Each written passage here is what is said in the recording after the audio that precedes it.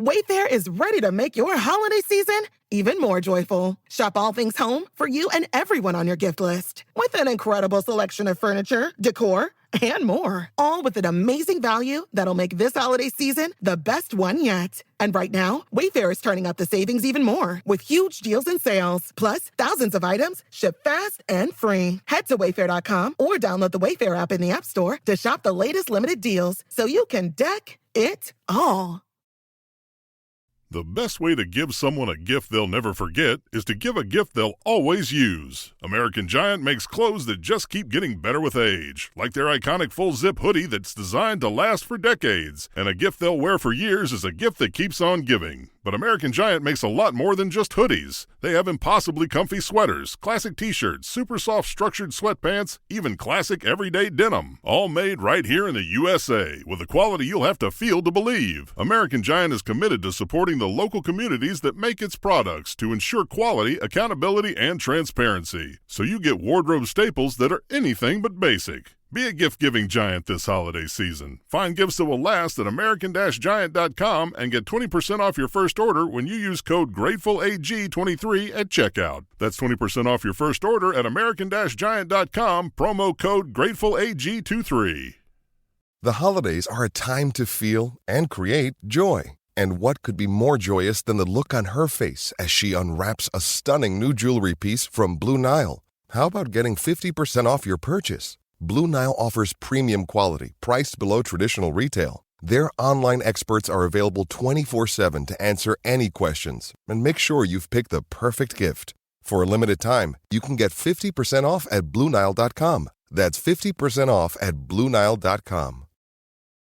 When it comes to teaching kids and teens about money, practice makes perfect. That's where Greenlight comes in. With a debit card and money app of their own, kids learn to earn, save, spend wisely, and invest. Parents send instant money transfers, create custom chores, and automate allowance, while kids track their spending, set savings goals, and practice money skills they can use today and for life. Get 1 month free when you sign up at greenlight.com/podcast.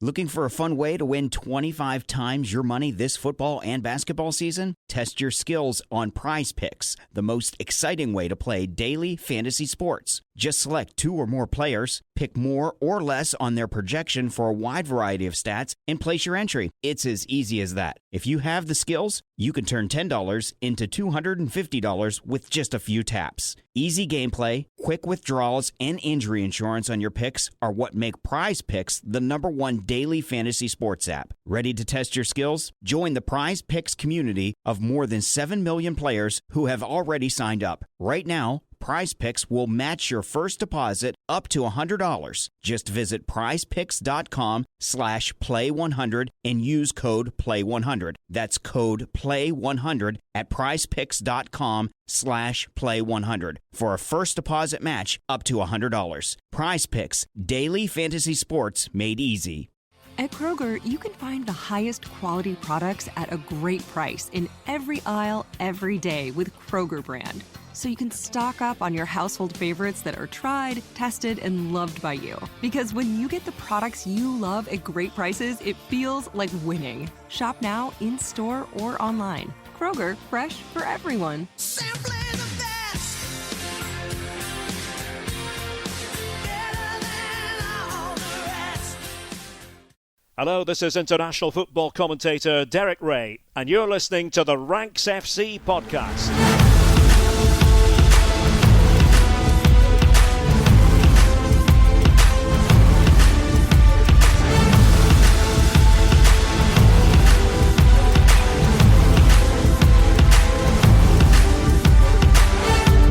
Hello, Rank Squad, and welcome to Ranks FC. It's your favourite football podcast, back for another week and back up at full strength, back at full complement. I'm delighted to say that I'm joined once more by our transfer guru, Mr. Dean Jones. How you doing, mate? Hello, mate. Yeah, very good. Thank you, mate. Are you? Yeah, I'm good. Has your head recovered from the explosions that ruled you out of last week's podcast? You know, the football world just going purely mad. Oh, yeah. Loads has happened since then, hasn't it? And mainly just making my banner now justice for Mitro. So just started sewing that together. That'll be out for the next West Ham game. So the West Ham fixture. So look out for that in the Hammersmith end. Yeah, lots of fun. And of course, our rank officer Sam Tai. How you doing, mate? Hello, mate. Yes, I'm usually introduced first, aren't I? That was a bit of a my own head exploded there. Curveball. I'm going to have to rule myself out for the rest of the pod, I'm afraid. I can't handle that. I'll see you next week. Well, I thought, seeing as Dean was returning, it was nice to start with him. Forgot I'd been away, to be honest. I think it's very polite and very nice of you. Time. We've done about 5 podcasts since then. They just haven't been on this exact show. They haven't been on this feed. You're absolutely right. One has been on this feed. Is our main Wednesday pod kind of vibes. We're back. It's okay. Everything's calm and dandy. Right. Let's start with things we love. Before we go on to talk about the international break, I'm very excited, Sam, about this ranking this week and seeing what you've got in the pipeline. But DJ, let me kick us off with our standard openers. Start with Dean again. Fine. Yeah, the thing we love this week, and the thing I love, is Bukayo Saka, lads. Like, Bukayo Saka he's unbelievable. I mean, the consistency he's shown this season has been unreal. Like, obviously, we've all seen enough of him to know that this is a good player. But 28 appearances, all starts in the Premier League. We've seen other players in this side rotated. You can't replace him. Like, he's the one cog of the Arsenal team that can't be replicated. And you know what too? He seems like such a great person. The way he talks and conducts himself in interviews is just a delight. I love hearing from him. He's been at Arsenal since he was 7 years old. And here he is, emerging as the poster boy of the new era that leads them to the first Premier League title since the Wenger days. And honestly, I couldn't actually be happier. If this was to happen to Arsenal, then I'm so glad that it's a guy like this that is kind of activating it all. Like, even things like, look, we know he's left-footed, right? And we've all seen the damage he can do with that. But what I love is I've seen quite a few people, like, they'll try and play him onto his right. I'm like, I wouldn't bother. He's just as good with it. And he gets down there and he'll just fire in these crosses. I mean, it's ridiculous, really. His relentlessness and his pressing, his getting out of tight situations. It doesn't matter how you try to box Saka in. You can't do it. And he's got 22 goal contributions this season from those 28 games. He's hit double figures for goals. He's hit double figures for assists. It's very difficult to achieve that. He's the first player, actually, in the Premier League this season to do that. I don't know how you stop him, to be honest. He's only 21 years old, and really, we should be talking here about a player that's going to win Young Player of the Year. The bad news is I don't think he will, because Haaland just qualifies. So to win Young Player of the Year, you have to be 21 as of the 1st of July, I think it is. Haaland didn't turn 22 until the 21st of July. So he's like just snuck into this bracket of being included as the young player. Look, maybe it doesn't matter overall, because Saka might end up with his hands on the prize that Haaland would really want, which is the Premier League title. But that is a bit of it's a bit of a weird one, and I'll feel sorry for Saka if he doesn't end up getting that young player prize, because he's probably in contention for both, not just young player of the year, but player of the year as well. Now, whether Haaland it goes will probably beat into both, though. Well, the question is, will they do it like that? Because sometimes you see this where a young player wins the top prize, and then they give the young player award to someone. But what happens to Odegaard? I don't know. Anyway, there's a lot to come through the wash, I guess, in the last 2 months, at business end of the season and all that. We'll see. Just got a note through yesterday, actually, saying that the voting is set to start for the Footballer of the Year award. So I've got a decision to make myself over who I think's been the Player of the Year and who I'm going to vote for. But look, 10 games left now of the Premier League season. The confidence Arsenal are playing with is going to make this very interesting, because they seem unstoppable. But look, Saka is just loving life. He's like having chats with Kim Kardashian after games. He's running rings around everyone. He's scoring rockets. He's getting me 36 points as captain in FPL. Honestly, I just love the smile on his face when he's playing and stuff, and the form and the confidence that he's in. What a season he's having. It's just brilliant to see. Yeah, I agree. The Ealing Eusebio really breaking out into a fully fledged star in his own accord at this point. It's lovely to see. I'm very happy for him. And yeah, I agree on your points about rotation. He seems to be the one that he sticks in every single week. There is no taking Bukayo Saka out. And completely correctly so from Mikel Arteta. Although I'd imagine he could do with a break over this international break, Sam. He probably won't get one though, will he? He's too important to England nowadays as well. That's what the World Cup taught us. He was one of the very few actually in the England team that felt basically undroppable as well. It was him and Bellingham and Kane, and once we got into our rhythm, it was like, well, these guys are playing, and who else goes alongside them? That was a problem for everybody else. That was Phil Foden's issue. That was Jack Grealish's problem, but it's not Saka's problem at all. The point about reaching 10 goals, 10 assists first this season, I feel like that's one of those like glass shattering moments for a lot of people, because the player that usually gets to that mark first is Kevin De Bruyne, and Kevin De Bruyne is obviously held up, and rightly so, as a world-class footballer, like undoubtedly one of the best, and many would argue the best in the Premier League. And when somebody else gets there first, it just makes you reassess a few things. And it just maybe paints Bukayo Saka in a slightly different, even better light sometimes. And Dean, you're also asked, how do you stop him? And the answer is kick him, but that hasn't worked either, actually. No. I mean, it might mean that he needs to take a couple of games out at some point. But even kicking him up and down the pitch, as teams have done all season long, has not stopped him. Production levels off the charts, cheeky smile, fantastic stuff. And I didn't even realise it, but we've now got a new extra element to this rivalry between Arsenal and Man City. Not only are they competing for the title of best team in England, but their two best players of the season are competing for these awards as well. Yeah, absolutely. Right, from one end of the table to the other. Sam, what do you got for me?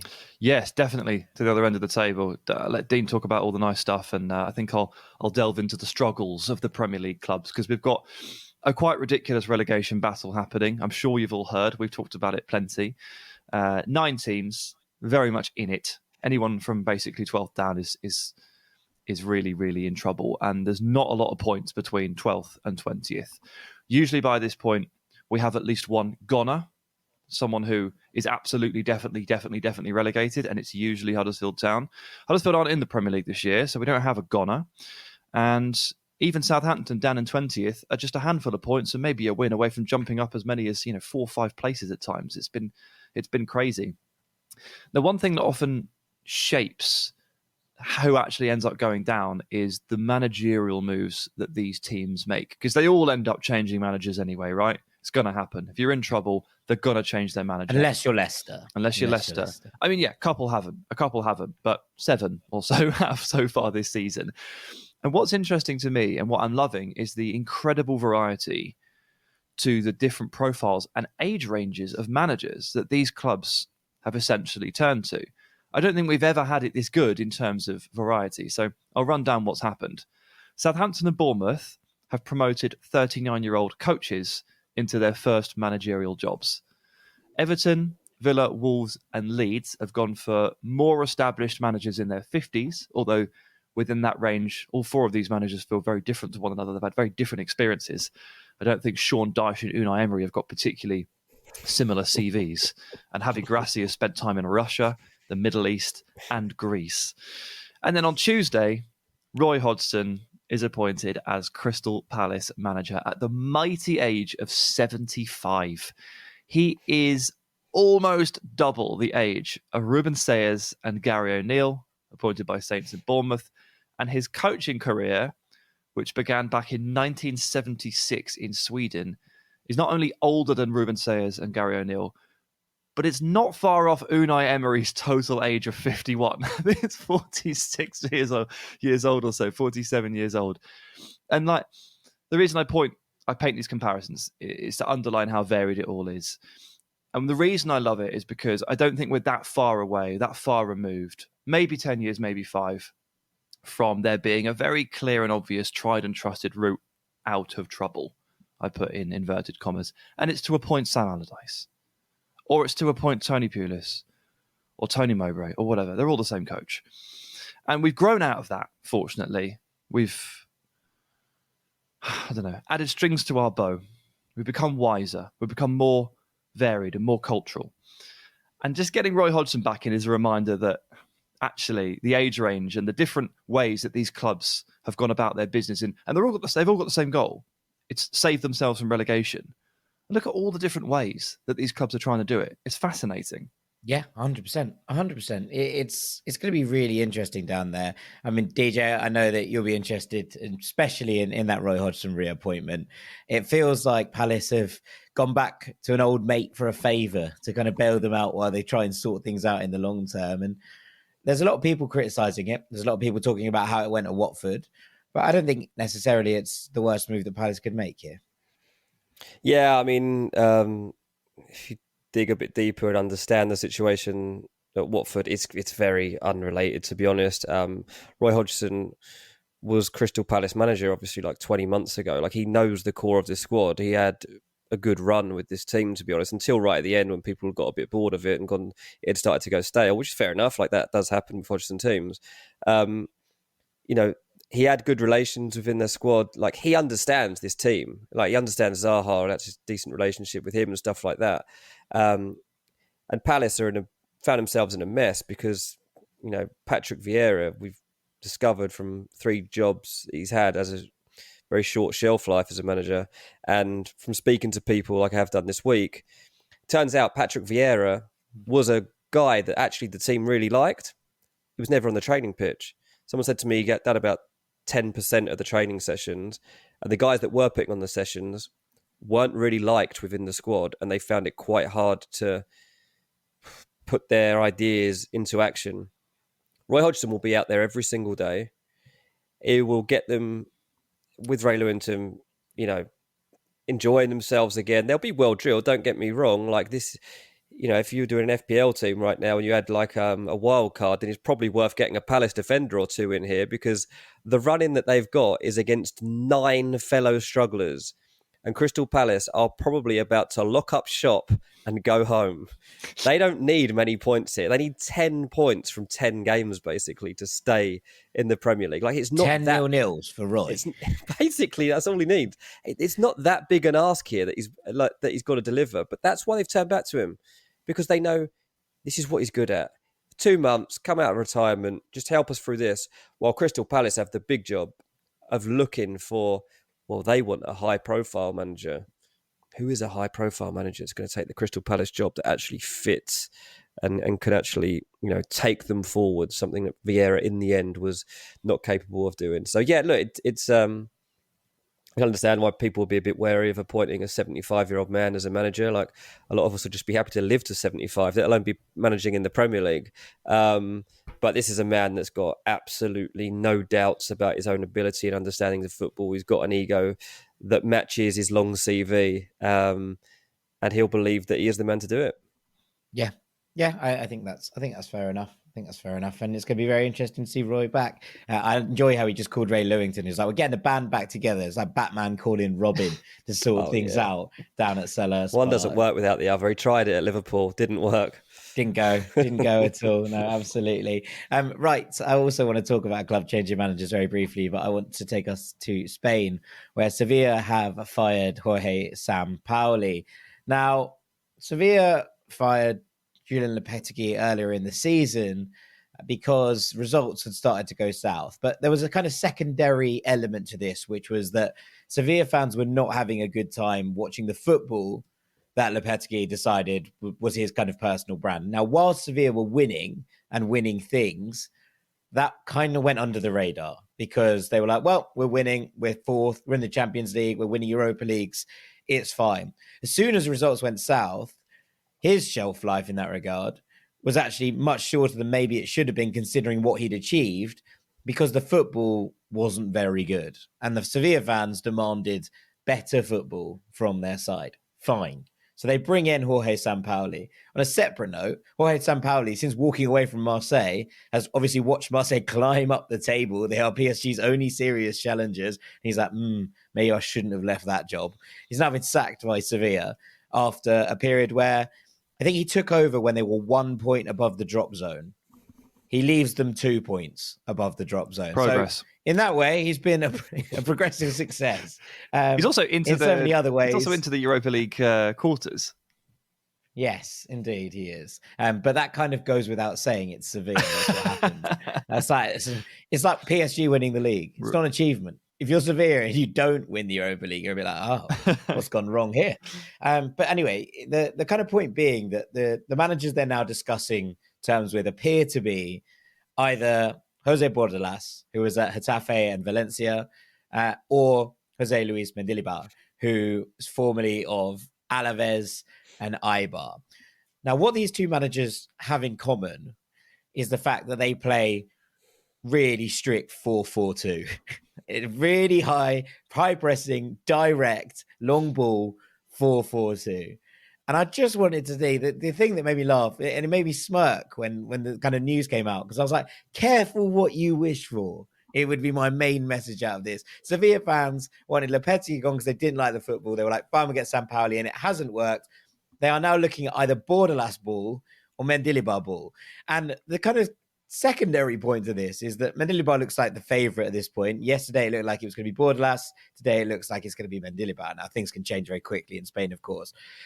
But his last job, he lasted 4 months after being fired at Alaves with them in last place in the division. The job before that, he did a really good job at Eibar. For 5 years, took them to their record points finish, but ultimately couldn't end them getting relegated. The job before that was Levante, where he was sacked after 1 win in 8 games, 0 goals scored. 0 goals scored by them. They won the only game he won with an own goal. It's not a great record, and it's going to be very interesting to see how he does if he takes this job, because Sevilla obviously turns to him. Again, it's not the hardest job in the world, a bit like Roy and Ray at Palace. Sevilla only really need a couple of wins because I think there'll be a bit of a kind of space to the teams at the bottom. I don't think they're going to climb hugely out of it. So I think they only need a few wins. But it feels like a massive gamble. And just to go back on the whole, okay, we wanted better football. No. Results, please. Seems really quite amusing considering we've been here like less than 6 months. Well, it sounds like Palace, to be fair. Exactly like Palace. You know, they wanted to make the football better with Vieira, and they've gone back to source. They've gone back to exactly where they were. Look, sometimes you have to. No, it's not like that because Sevilla have gone far worse in terms of what the football looks like. Lopetegui plays better football than Bordalas. I'm sorry, that's just a way that it is. It doesn't necessarily mean he's more successful or gets better results, and it's not to suggest that either of these managers, Mendilibar or Bordalas, won't keep Sevilla up. But if the whole point was trying to get better football played at the Pizjuan, it feels like they've really come away from the kind of bat very quickly. It is the same as Selhurst Park situation because they did want better football than Roy Hodgson. They turned to Vieira. It hasn't gone to plan. They are in a relegation scrap. They have gone back to basics to get out of it. It's a short-term plug for both clubs. Same situation. Unfortunately, sometimes appointments don't go well. That's our revelation from here. It's okay to want better football. Sometimes it doesn't really work. Sometimes it doesn't happen. Indeed. Right. That's all for things we love this week. After the break, we're going to be talking about the international break and some young stars who are going to turn their country's fortunes on their head. Don't go anywhere. Welcome back to Ranks FC, where it's time for our main ranking. It is the international break, so we thought we'd go nation focused today. Sam, over to you. Yes, first international break following the World Cup. And it's just ahead of the European qualifiers, so it's a bit of a clean slate for a lot of nations. Not everybody's back in competitive action. Obviously, you see a lot of the nations outside the UEFA zone are playing friendlies, but they're all going to be gearing up for their respective campaigns in their sort of more continental trophies. The Euros are going to be happening. England, we're back in it. We've got to play Italy this week. I feel like we just played them, and we just played them before that as well. It never really stops, but this is it. This is the time to re-energize for a lot of these nations. And as I was scrolling through the groups and scrolling through the different nations, I was looking at it and thinking, well, which nations might be in a position here to sort of turn their fortunes on their heads here and maybe qualify and punch above their weight for the first time in a while? What new faces might we see on the scene? And which young players might be able to power that transformation? So I started flicking through the squads, and I think I've picked out, well, at least 4, potentially 5, depending if you've been living under a rock or not. 5 young players who are going to basically burst onto the scene here and potentially power their nations into new heights. almost all these players, sorry, have got just a handful of caps. So we are really talking about fresh faces on the scene. I could begin at 5. If you've got any more questions, Jack, or good to go? Let's go. Let's do it. All right. We'll begin at number 5, and it's Arda Guler of Turkey, who I am going to describe as the Mesut Ozil that Turkey never actually got. And I know that this was a bit of a bone of contention for some Turkish fans, because Mesut Ozil obviously identifies very strongly, very, very strongly indeed with Turkey, but always played his football for Germany. And it's been a long time coming, but I think they finally got a player, a left-footed, weaving, dribbling number 10 that they can be really, really proud of. And you know what? There genuinely are like quite a lot of comparisons between the two.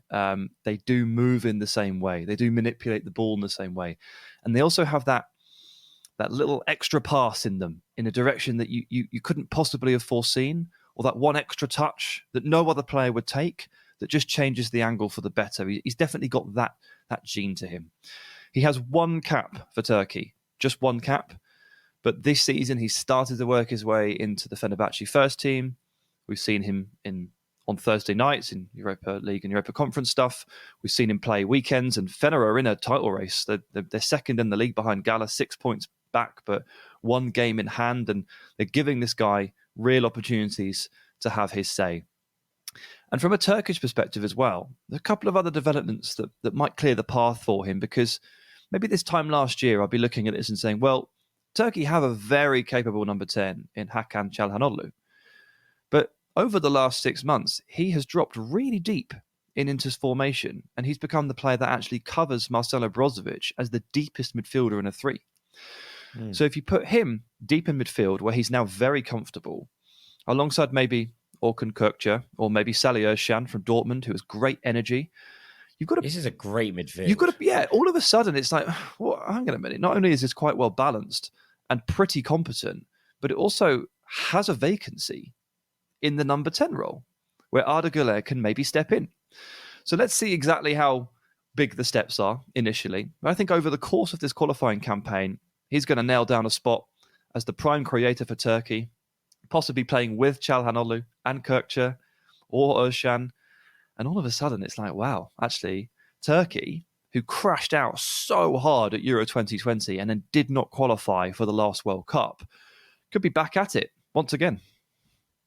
Yeah, I mean, I don't think Kökçe's in the squad this time around. No, not this time around, but he has been in the last 6 months. He has or so. been. It looks like they're building a lovely little midfield core there. You can imagine them playing a 4-3-1-2 with Guler in the 10. A really, really nice little setup going on. But it does feel like a time of renewal for Turkey, because there were so many. The way that they played in the qualification period ahead of the last Euros was sensational. They were brilliant, like truly brilliant. And then they crashed and burned at the tournament. And it felt like they were just completely unable to recover from that in terms of qualification. And they've fallen off, a bit of a cliff in terms of where they were and then where they were again 2 years later. So this does feel like a real reset point for them. And there's a lot of talent in this squad, as you say, especially in this midfield, sure. But generally, I think you look at it and you go, okay, there's players here who make things happen and not just relying on the old guard quite as much anymore. And actually, when you look at all of it put together, I do believe that, there's a very good base for something to build on here for another World Cup round for Turkey. Absolutely, mate. Absolutely. And one of the names I didn't mention there in the little cohort of midfielders, because he doesn't belong in midfield, but they also have Ferdi Kadıoğlu, who plays for Fenerbahce, who plays left back or right back for Fenerbahce, but was a midfielder beforehand. He gets up and down that flank like crazy. So I hadn't really considered like a 4-3-1-2, but when you did mention it, I could see him running up and down the flank and maintaining the width and pinging in the crosses. And you've got Guler in the 10. Like, it's pretty exciting. Like, obviously, as we all know, names on paper don't necessarily come together to make good football teams. And we'll have to see how it all mixes in. The manager, Stefan Kuntz, is going to have to put it all together. Like, he's got a lot to answer for here. Well, no, Turkey do, and he has to kind of figure it all out. But we'll see. I think there's really good ingredients here for the first time in a while, and they're all appropriately aged. They're not like 35, 36 sort of thing like they have been in the past, maybe. Yeah, absolutely. Okay, who's in at number 4 then, mate? Okay, number 4. is Evan Ferguson of the Republic of Ireland. Now, correct me if I'm wrong, Jack, but in my estimation, the Republic of Ireland have not really had a genuine, proper striker Player since Robbie Keane retired from duty. Would that be about right? Yeah, I'd say that's probably about fair. It hurts me to say it. I've loved quite a lot of these lads, but yeah, in terms of actual performances on pitches, yes. Okay, so he retired in 2016, and obviously the last couple of years he'd slowed down a little bit, and we're probably going back to 2013 since he had a proper year where he scored like more than 5 goals in a year for Ireland, and Ireland actually had like a real bagsman. So it's like, depending on how harsh you want to be, it's potentially been a decade since Ireland have had a striker they can really lean on and really be proud of. And in all of that time since, like, while there have been, wisps of a good team, they've just never been particularly threatening, have they? Like, they work hard. Yeah, we just scored from set pieces. Yeah, man. play a bit of good football here and there. Great energy, some good players as well. Like there's always 2 or 3 players on the pitch that are quite good. But if Plan A is Big Shane Duffy up from a corner, then obviously you're not a very threatening team. So in steps Evan Ferguson here, who does have the potential to be genuinely transformative. He is only 18 years of age, and he is still very early, kind of into his breakout mould season. There's 3 in the league. He'd have more if he hadn't got injured. He got 2 in the cup at the weekend. And he's not just a goal scorer, is he? He's a very good all-round player who Roberto De Zerbi is, trying to coach and mould into basically the next Harry Kane down at Brighton. And, he's going to step into this Ireland setup now. And for a long, long time, you're pinning your hopes on Troy Parrott. Please, Troy, please be the truth. And all of a sudden, Evan Ferguson, I mean, he's just ready, isn't he? Not only is he just like much more threatening, but he's like obviously better physical in the box as well. He's better at linking play and dropping in. He's just a more ready player to carry a line. And it has to be considered potentially transformative. I don't think there's any sort of doubt. The only doubt was sowed by the newspapers over in the UK, who decided that they were going to try and suggest that he might play for England. But once he's made that first competitive start against France on Tuesday, we're all good. We're all good. I mean, that must be a relief for all of you when he does that. Well, it'll make a change, huh? Like a celebration. You all just start cheering at kickoff. The kickoff whistle goes, he kicks off, and everyone in Ireland the roar we're going to get when that happens, I tell you. Gets taken off 2 minutes later. It's just done. But I think this is playing. I think this is it, Sam, in that there's actually quite a lot of young talent here coming through. Obviously, the keeper core with Bazunu and Kelleher, even Mark Travers, who's obviously at Bournemouth, is good and young. It's a 21 to 24 kind of range. There's some good defenders coming through, led by Nathan Collins, who's at Wolves, but including a couple of others, Andrew Omobamidele at Norwich, etc. And Josh Cullen's sort of the eldest of this new generation of midfielders at 26. And then there's Jason Knight and Jason Malumbi and a couple of others in that kind of mould.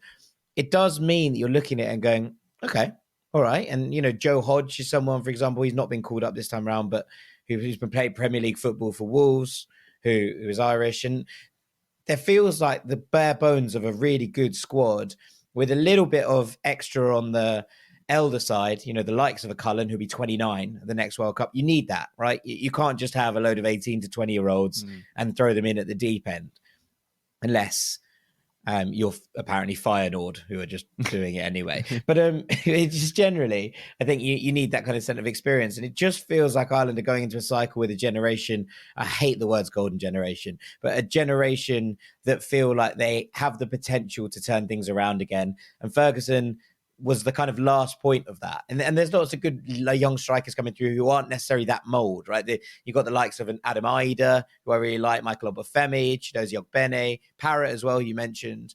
There's a lot of players that you're like, okay, they're all pretty, sharp and know what they're doing, but they all feel a bit more like wide forwards. And so you're looking for this person to kind of hang through the middle and be like, right, we can make things happen. And Ferguson has emerged from nowhere as this kind of bright light to spearhead the movement.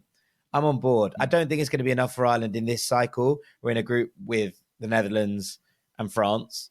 And obviously only 2 teams qualify, one automatically, I believe, for the next Euros. So it's going to take a mighty effort for Ireland to be there at all.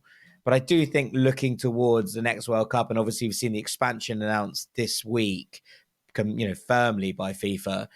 I think this is a group of players who could end that. The last time Ireland were at World Cup was 2002. I was barely out of diapers. But it feels like one of those where the 2026 World Cup could be the first time we see Ireland at a World Cup for the best part of 25 years, which would be incredible. Wow, worrying to know that you were in diapers age 9. But yeah. What do you mean? I was in nappies until I was in nappies at 14, mate. But yeah, I think as you say, like the type of striker that Evan Ferguson is really important. Someone that can get himself involved in the game, someone that doesn't necessarily need to be brought into the game. If Ireland had just produced, Ciro Immobile, like great, but like, do you have the players to activate him? Probably not. Doesn't matter. Yeah. You've got Evan Ferguson, doesn't need that help, can take in the long ball. So that's a really important ingredient as to why he can be so transformative, because it doesn't necessarily matter that the other complementary pieces may not be on the pitch. But that's part of the reason I put him at 4 and Guler at 5 is, as we go through the ranking, we're going to steadily talk about more impactful players, like players that do have an enhanced chance of changing things in the short term. And I'll move us to 3 for someone who has not been capped yet, but genuinely might transform this team. It's Romeo Lavia for Belgium, who has been called up by Domenico Tedesco in a squad which has seen like quite a few prominent figures now retired. Alderweireld has retired, Eden Hazard has retired, and Mignolet has gone too. De Bruyne is still there, Lukaku is still there. Like it's not the end of the world, but this team is really starting to look different. And Vertonghen now mid-30s, not the player he once was. Lots happening here. It almost feels weird to have Belgium in a list of like nations that need their sort of fortunes transformed, because they've been so good for so long. But that World Cup campaign was an absolute disaster, and we all saw it coming, which suggests that things have been problematic for a couple of years, and they reacted far too late for it in time for 2022. And now, obviously, they're trying to put the pieces in place. Remember, this is a team that Kevin De Bruyne called old and slow. So we are watching its next steps incredibly carefully. Lavia has been called up. He only turned 19 in January, but he is probably Southampton's 3rd or 2nd best player. And I think he's going to step into this team and make a real difference, because one of the things I noted from Belgium at the World Cup, they just can't keep that ball. They just can't get on the ball. Like, it was embarrassing for a team with that much talent on paper to be so inept in possession. And Lavia is absolutely exceptional in the lone 6 role, or as part of a kind of pairing, at taking the ball off the centre-backs and progressing it through the middle and hanging on to it as well. He's so press-resistant. He is absolutely brilliant. So whatever you can do to take the onus off De Bruyne having to drop in and take the ball and then move forward with it is fantastic. And I have a suspicion that Lavia will immediately become very, very important for Belgium, just in terms of like the general fluency of the team. And then as a result of that, once you kind of fix that, players like De Bruyne, players like Lukaku suddenly look a lot better. So this is a player I think can really step into a really important role. I mean, look, he's obviously like got a big future ahead of him anyway. Like his club career, who knows where it could take him. I mean, even this summer, I think we're going to see Lavia linked with some massive clubs. Chelsea, obviously, have been on his tail for however long, and United being linked. I'm sure Tottenham will be sniffing around, knowing that they could do with a Højbjerg replacement. I think I'm just going to say replacement at this stage. I can't see Højbjerg continuing in Tottenham's midfield for too much longer. But I think that there's going to be some big teams looking at him, and it's going to go hand in hand with his international career here and the progress that he makes on both fronts at the same time. Like he's going to be a star. He really is. Like the level of performances he can already produce is ridiculous, especially in a team that aren't functioning most of the time. Like that's the other thing to take into account. Like he's been able to stand out, and you can say, well, that's because the other 9 players, apart from him and Ward-Prowse, aren't producing. But it's like, well, it's not easy to do that, is it? It's really hard to function well in a team that doesn't function well. They can't play without him, mate. That's the thing. He is the reason they function at all. Even with Ward-Prowse on the pitch, without Lavia, they can't string it together properly. Like Lavia had to go to the bench against Brentford last midweek, presumably because of workload, and they had to bring him on just before the 60-minute mark just to try and get something going. They can't play without him. It's interesting, and so that kind of goes hand in hand then with the Belgium situation, whereby they need somebody that can do that. You know, they need somebody to be the focal point of the team in the middle of the park. But also, I mean, obviously you two were doing a scouting podcast on here last week, and it must actually be really hard to scout a player like that who is, clearly a standout player at Southampton, but knowing that you're taking him to a team where he's not going to be the standout player, he's going to be a small part of a big engine that's already well ahead of where this current team is. That must actually be quite tricky to know how it falls. I mean, I guess it's the same with Belgium to some extent, because they've got players that have been playing on such a stage for so long, but they're obviously in a stage of evolution at the moment. Really interesting though. Like, he's one of the players that is going to hold the biggest intrigue for me in these next couple of years. Yeah, definitely. He's one of those that just feels like he's on the verge of superstardom, and it's very early in his career. And, you know, to come into this Southampton side and be so important straight away, it is a massive, compliment to both him and his application and his work rate, as well as that natural talent. I think that he was just ready for it. And it's been a move, I think, that's been a success for everybody. So you look at it and think, well, where's the next step? And the next step feels like it's on the international stage. And it's going to be a real, again, I felt like I said this for Turkey, but this is massive for Belgium. And you look at how this is going to play out and how it could, how things can go south very quickly. And we know this, from our own national teams, obviously. You lose like one game, the opening game of Euro qualification, it looks really mucky straight away, right? So they need this to happen, and they need it to happen fast. And so how they approach that first fixture is going to be really, really intriguing, I think. Yep, and with a new manager as well, it's there's a lot has changed. So there's a lot that can go right, or a lot that can go wrong. But yeah, also their first game is against Sweden away from home. Sweden aren't an international powerhouse by any stretch of the imagination, but they're a good side and they're a solid side, and it's the kind of game you really don't want on match day one when you're trying to rebirth everything. So it's going to be very intriguing to see how they deal with it. Absolutely. Right. I'm going to move us on to number 2. And I'm going to talk about Oscar Gloukh of Israel. I think what we're talking about here is the new face of football in Israel.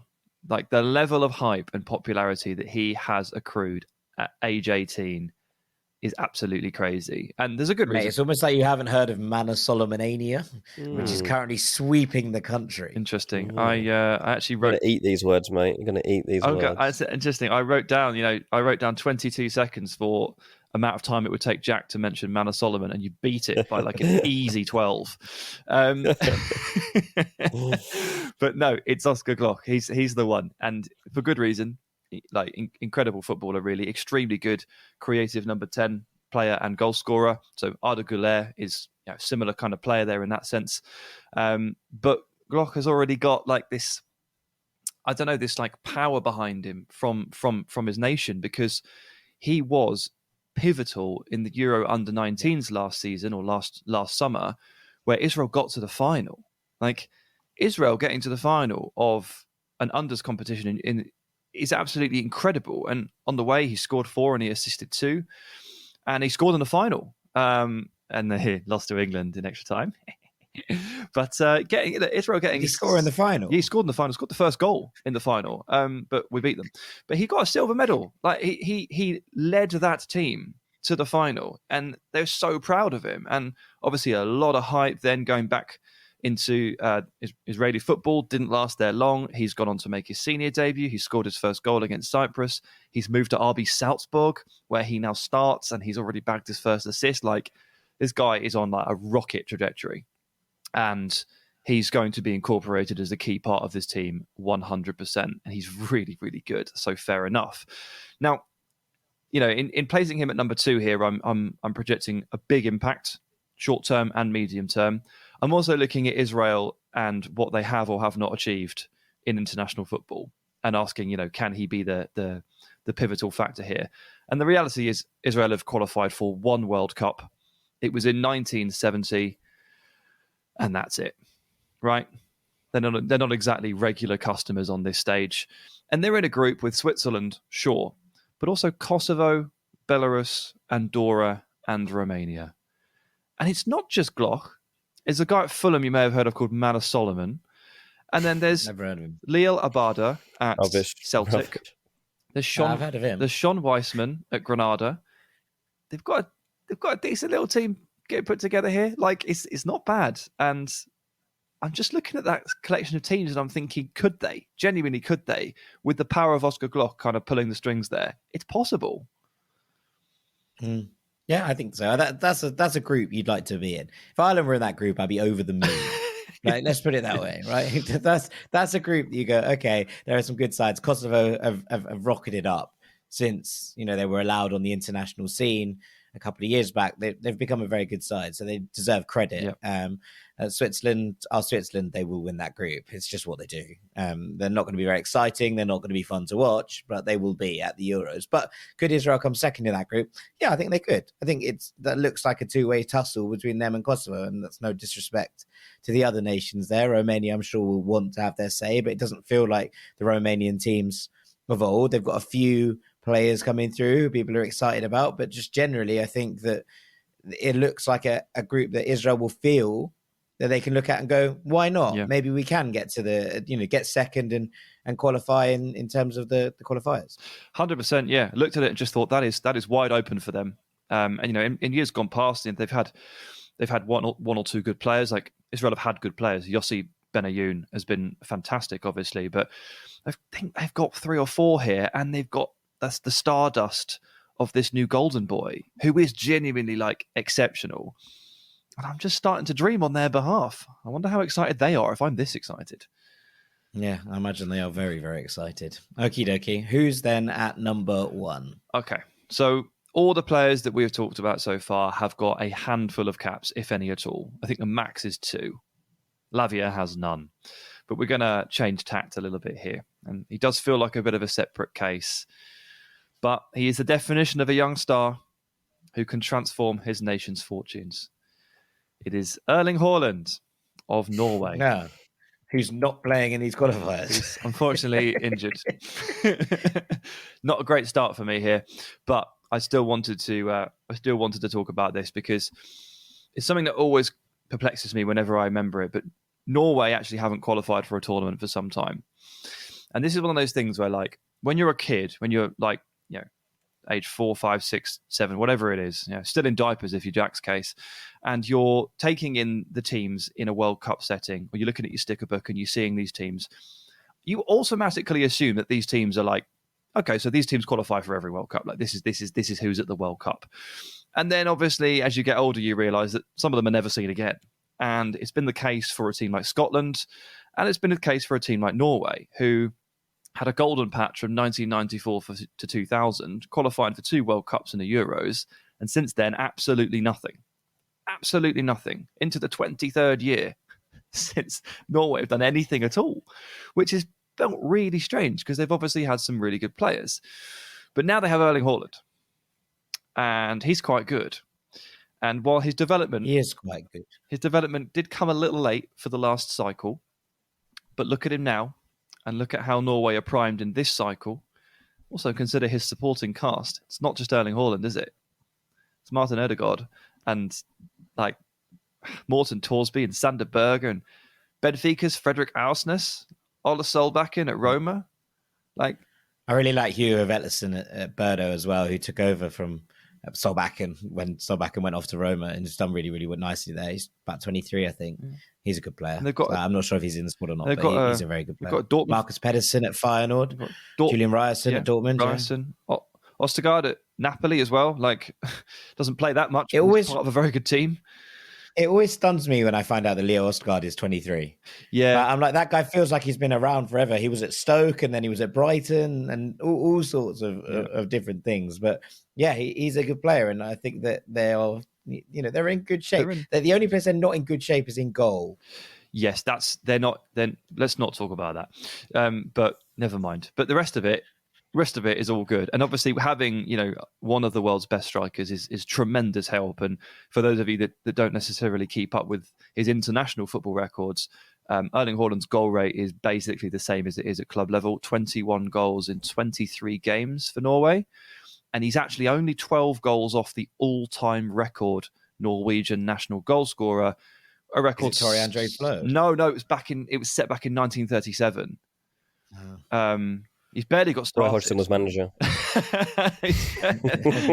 He's barely got started, and you know what?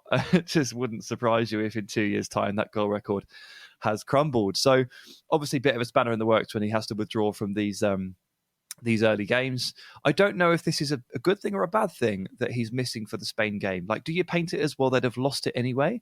Or do you paint it as, that's a huge opportunity missed? Could Erling Haaland have been the difference against a Spain side who's figuring themselves out under a new manager? I don't know.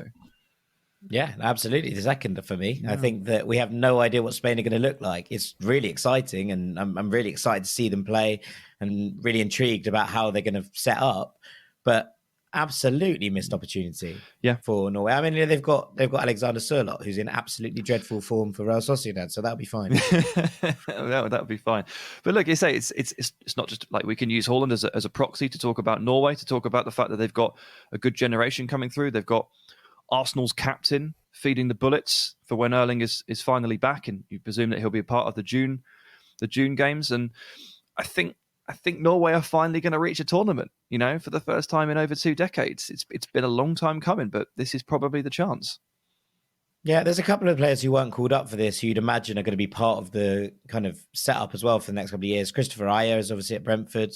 He's 24 or so. And he, I think, will be a big part of this defence going forward. At the moment, he's just coming back from an injury. So obviously they've decided not to call him up this time. But there's a fair bit. Jens Petter Horger, who obviously hasn't gone to plan from where he was 2 years ago. Feels like he's regressed a little bit. He's now again in Belgium, and you'd imagine that he's just trying to rebuild himself there a little bit. But there's a good crop of players here, with a really exciting kind of element of how it's going to play out. And I think Norwegian fans can be very, very excited about this generation. Yeah, it's a good crop of players, spearheaded by an elite striker, and led by... Sounds like Ireland.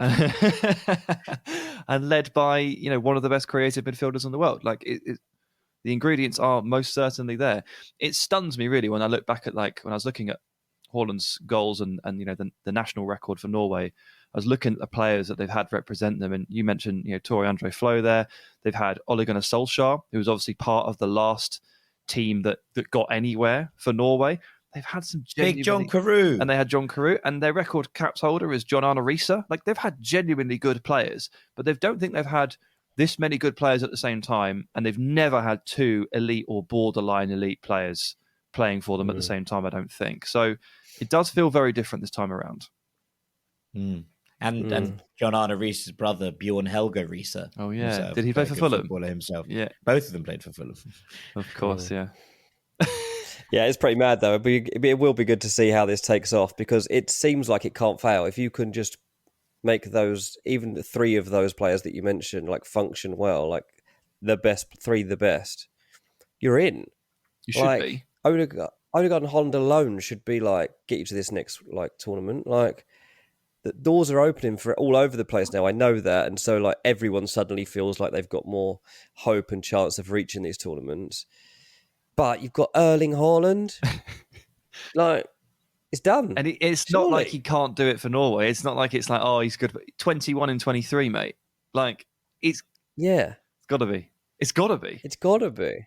Yeah, indeed. Exciting times for the Norwegians. Right, with that, I think it's probably time for us to call it a day on our main segment. We'll be back after the break with Melon of the Week, Shout Out of the Week, and of course, the Gibberish rankings. Don't go anywhere. Welcome back to Ranks FC. It's time for our third and final part, and we start as ever with Mr. Dean Jones. Over to you, mate. It's time for Melon of the Week. This week's Melon of the Week is Antonio Conte. Wow. Now, obviously a bit of a rant from Antonio after the 3-3 draw at Southampton. And I'll be honest, like, kind of loved it. But there's no disguising the fact it's also a bit Melonish. To be honest, he looked a bit like Dylan or Reece do when they have a tantrum and start shouting at me because I won't give them something or let them do something. That's really what this had vibes of. It was just a man that wasn't getting his way, but absolutely was not accepting any of the blame for anything that was going on around him. And who knew that the only person in the world that hates Tottenham more than Arsenal fans is the Tottenham manager himself? Like, absolutely staggering, really. But yeah, he's absolutely battered the club. He's battered the players. He's had a dig at the owner, and he's going to now lose his job. I don't think he cares. I think this was actually the point of the rant. He didn't want to be at that football club any longer. He left that press conference knowing that his job was absolutely untenable. There was absolutely no way that they were going to keep him on as manager. But it was also an exercise in making sure that he protected himself. By going out there and battering everybody in sight, he was trying to show potential future employers that, no, this is not attached to me. This is nothing to do with Antonio Conte. This is a football club that was built to fail, and he refuses to accept that he is part of that failure. And let's be clear, it is his fault as much as anybody else. Look, Tottenham might not have the mentality at the moment to go and win things. But his Tottenham team have lost 9 matches in the Premier League this season, right? Somehow they're still 4th in the league and can qualify for the Champions League. But they've lost a third of their matches in the Premier League. That's absolutely staggering, to be honest, that they can be 4th in the league with that sort of record. And not only that sort of record, this is a team that under him have not played barely any decent football. How many times have you watched Tottenham and think, that was fun? There's been a few fun score lines, but there haven't been fun performances from a Tottenham point of view. Barely any point in his tenure. I mean, look, I know he's had a tough season on a personal level, but I'm sorry, if he's willing to go out and everything he's been through anyway, and he's willing to go out and slate everyone else, then he's got to take one on the chin too here. And he's got to accept that, like, no, sorry, mate, you are getting some stick here. He was brought in to win a trophy. He hasn't done it. He will never manage in the Premier League again because there's no way anyone's going to employ him on the back of this. Not in this country. He will in Italy, I'm sure. He's a complete loose cannon. He's a melon. Oh, he's going to walk into a job in Italy. He'll walk into the Juve job in about 5 months. Absolutely no problem whatsoever. But yeah, I think most people are probably can see this for what it is, which is at least 50% active self-preservation. Tottenham do have their issues, as you say, Dean, but my God, this man can't coach a first half, let alone a game. So it's been tough. And it's been a real eye-opener for people like myself at times who very high on Conte stepping in to the job, put him in my top 5 managers in the world, said he was world class. It's possible he still is, but on current stocks, he's definitely not. Just it is mad that no one can achieve here. It is like I take his point. Like, it doesn't matter who you get in, nobody can win anything here. This isn't the coach's fault. But it's like, well, it clearly is though, because like you are just coaches who can't win things. Like, and Pochettino came extremely close to winning this team the Champions League. I know he didn't, but like he got to a final. Back to back Champions League finishes in the league, which no one else has ever managed. Conte thinks that's a miracle that he can't perform, despite the fact that someone before him did it 3 years in a row. It's all a little bit clunky, and I don't like it. And look, I have lots of sympathy for Antonio Conte because what he's gone through this year personally, in terms of Ventura dying, and obviously one of his best friends, and then going through surgery and all sorts. It's not been an easy year for him on that level, but this was a bit of a let's just throw everything at the wall and see what happens kind of speed. And you know what? It would have been, in some ways, if he was like, I want to get out of this, I need to come out of it, that's fine. But to do it in this kind of manner didn't feel right. Well, he was back on a flight to Italy, wasn't he, on Monday afternoon? Did make me laugh, obviously, that it was a Ryanair. Was that though? Was that from now, or was that from previously? I thought it was fresh, but maybe not. I don't know. I'm not convinced because I don't know. Okay, who knows? Convinced of that it just made me laugh because I thought obviously the club are going to pay for that flight, and because of his rant, they put him on Ryanair. Punishment.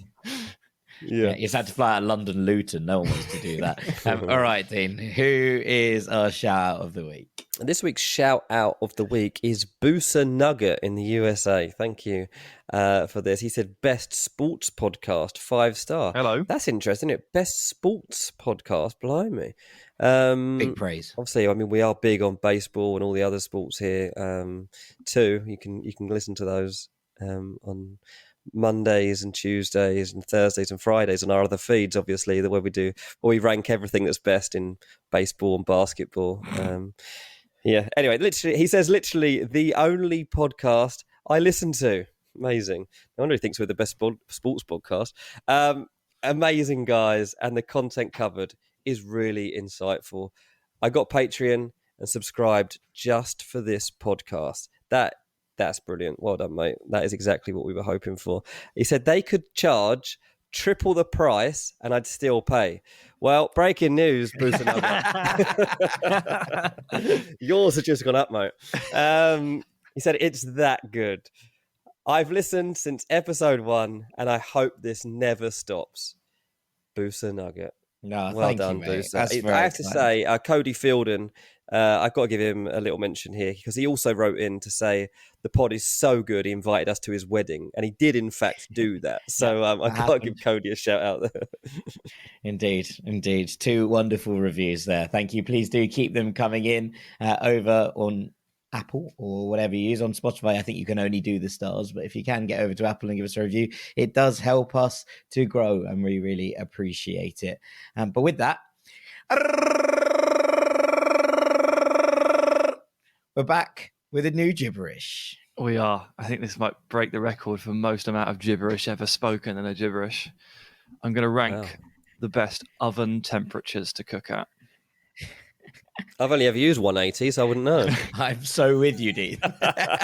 I've never turned that dial. Come on, guys. Oh, my. I didn't realise this was going to be an education session.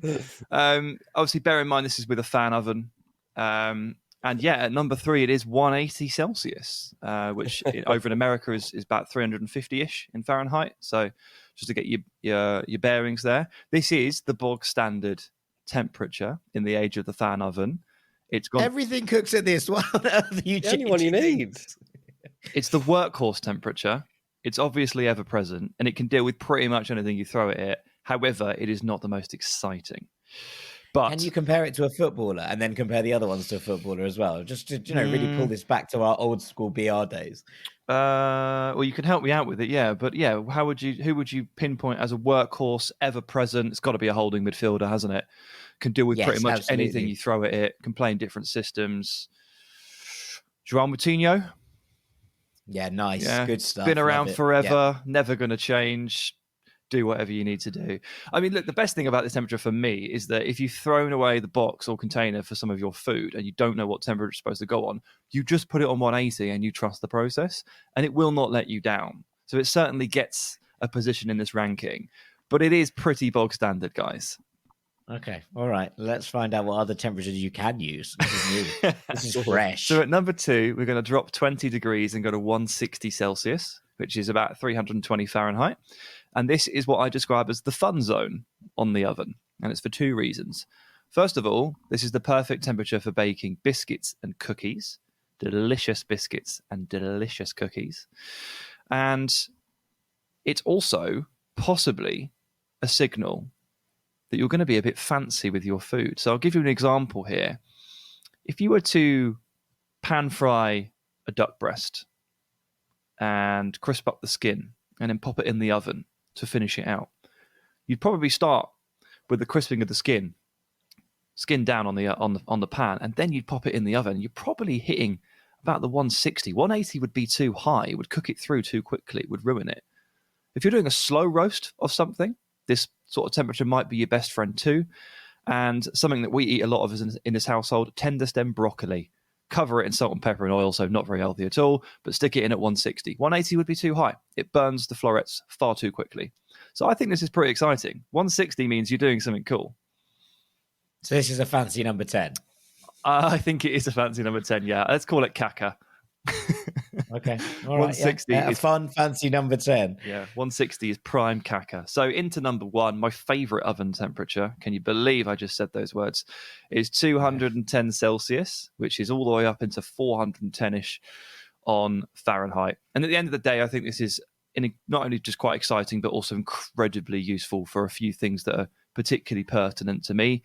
It is the perfect temperature to cook sweet potato fries from frozen, which is a very difficult task because they're either soggy or they're burnt. But over the years, I've managed to narrow this down, and 210 is the one. Even if the packet says 200, I put it on 210 because I believe I know better.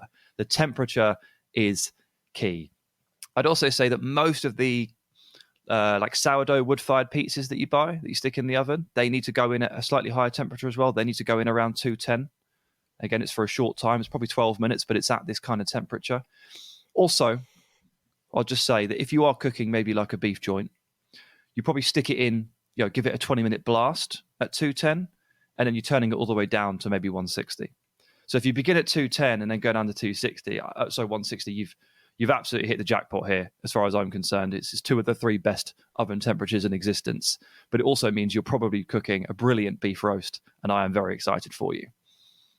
Okay, can we give a comparison to 210? I'm not sure where you've just gone with that, so I have absolutely no idea. I don't know. I mean, it's quite a specific temperature for very specific things. It feels like a Trent Alexander-Arnold. Good at 3 things. It only works in the right systems. Good at 3 things, yeah. It could be Trent, for sure. Exceptional if put to use in a good way.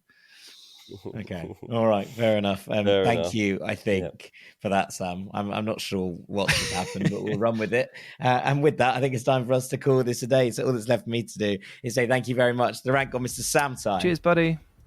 Thank you very much to our transfer guru, Mr. Dean Jones. Cheers, mate. I've been Jack Collins, Knave of Hearts. This has been Ranks FC. Thank you so much for listening as ever.